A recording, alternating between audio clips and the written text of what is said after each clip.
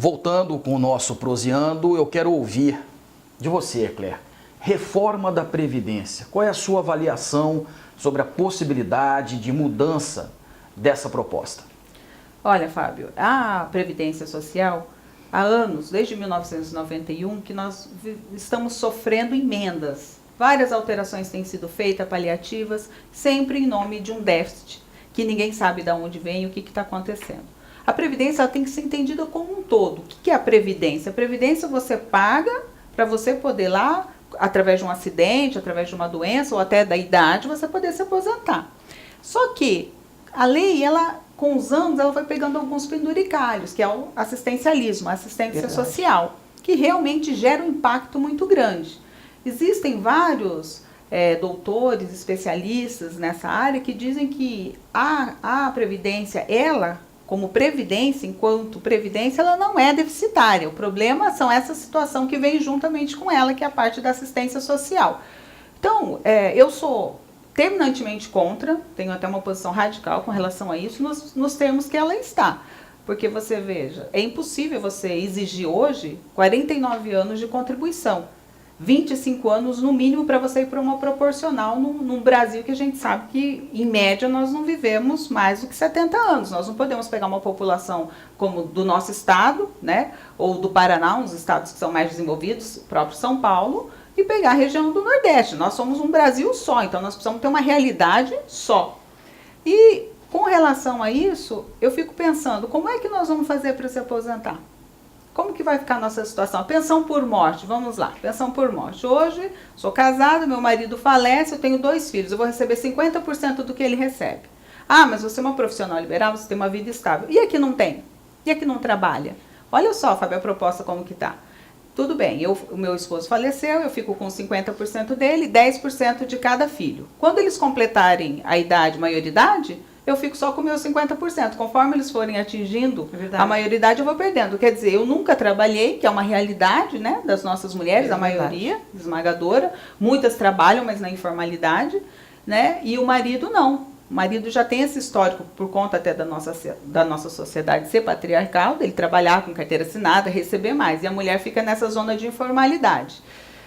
E ela vai viver com 50% do que o marido receberia. Então, é essa a reforma da Previdência que nós queremos? Não, não é essa a reforma. Eu não aceito essa reforma e, graças a Deus, agora, depois de tantos meses, né, nosso presidente sentado em cima dela dizendo que não ia discutir nada, agora, pelo jeito, vai haver uma discussão. Professores, nós vivemos dizendo, olha, incentivando as pessoas, que ninguém mais quer ser professor. Exatamente. Né? Uma carreira difícil, árdua.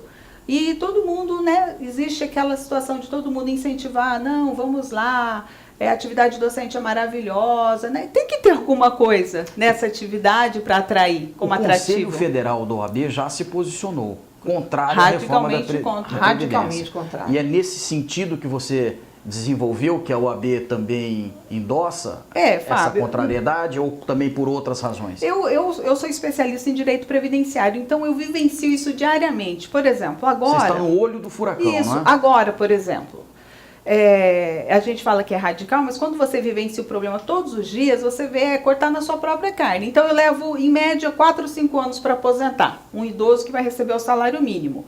No ano passado, teve aquela pequena reforma que eles fizeram, aquela pequena vírgula que diz que judicialmente ou não, todo mundo vai ser chamado para fazer uma perícia judicial. Eu faço de 10 a 15 defesas diariamente. Eu levei 5 anos para aposentar essa pessoa. Às vezes o processo nem chegou a transitar em julgado, nós ainda estamos discutindo e ela já foi chamada para fazer uma perícia. Quer dizer, o que eu vou fazer? Se o meu cliente tiver o benefício cortado, eu provei que ele tinha direito. Se ele tiver obstado esse benefício, nesse caso que eu estou falando são das aposentadorias por invalidez e das acidentárias, as doenças, se ele for cortado, o que eu vou fazer? Eu vou novamente ao judiciário. Quer dizer, como que vai ficar essa máquina? Que já leva 5 anos para julgar. São contradições E, Fábio, uma coisa bastante importante, ainda nessa seara da Previdência, é que aumentar 10 anos para a mulher, eu sei que buscamos equidade e isonomia salarial e direitos e deveres do homem e da mulher, mas a gente não pode negar que a mulher com 10 anos a mais para se aposentar, com uma dupla função que tem, do lar, com muitos trabalhos, sabe? E acertadamente, como a Eclair falou, no Nordeste, eu fico vendo os exemplos dos carvoeiros que não chegam a 55 anos de idade de vida pelo trabalho árduo que tem, sabe? O nordestino não chega a 60 anos de vida. Essa é a realidade do Nordeste. Então,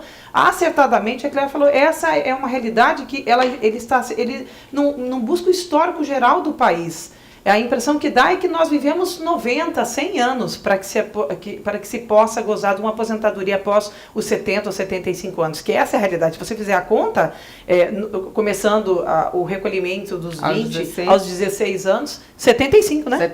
75 anos. Agora, Eliane, a par da reforma da Previdência, também se discute a possibilidade de flexibilizar a CLT, os direitos trabalhistas. Sim. Você, como advogada trabalhista, como é que você avalia isso?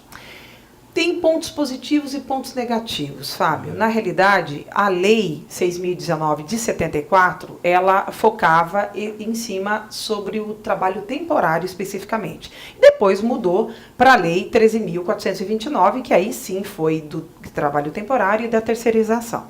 O que mudou? O que é um ponto bastante negativo que eu vejo? É o trabalho temporário, porque aumentou a possibilidade dessa descriminalização do trabalhador temporário. O que acontece? O trabalhador pode, antes, na Lei 6.019, ele trabalhava por 6 meses, por mais 90 dias, que dava um prazo de 270 dias e acabou. Né? Hoje não. Hoje, você dentro deste prazo, você pode contratar e destratar sem os direitos que lhes são devidos, né? E passando esse período de 270 dias, basta o empregador ter 90 dias sem contratar aquele empregado, voltar a contratá-lo novamente dentro desta formalidade do trabalho temporário. Então, foi muito negativo isso.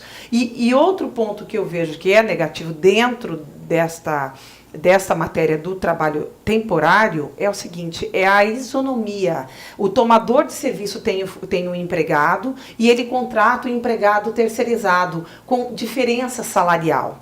E ele está realmente agora totalmente isento de qualquer responsabilidade, porque foi vetado o artigo 12 da Lei 6.019, que era exatamente sobre a isonomia. Ele tinha que ter o trabalho temporário com o mesmo salário do seu empregado. Então, hoje não há mais essa necessidade.